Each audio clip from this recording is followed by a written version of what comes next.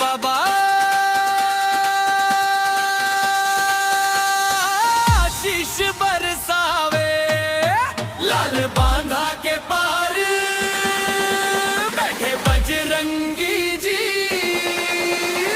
दर्शन करे बर आहू जी आहू जी। जय जय बजरंगी जी, जय भोले बाबा, डांस करे मनवा डीजे के ताला।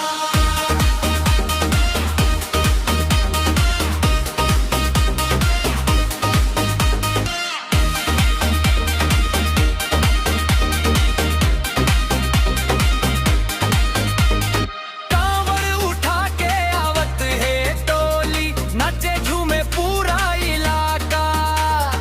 भस्म लपटे माथा के बीच, हर हर बोले भीड़ सुहागा। रंग घड़ियाल ढोल बजे, लाइट चमके डीजे छंगे।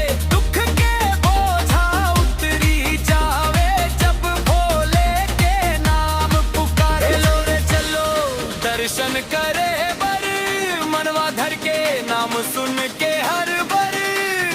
बजरंगी के चरण धर ले भोले बाबा, आशीष बरसावे।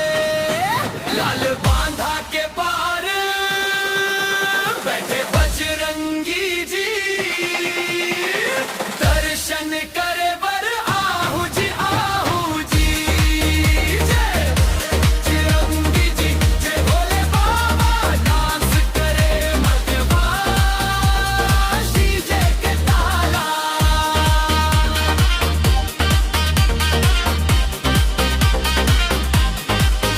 ओ मनवा अब रुक जा, सिर झुका के बोल। जो मांग ले है मिल जाही, सच्चे दिल से बोल।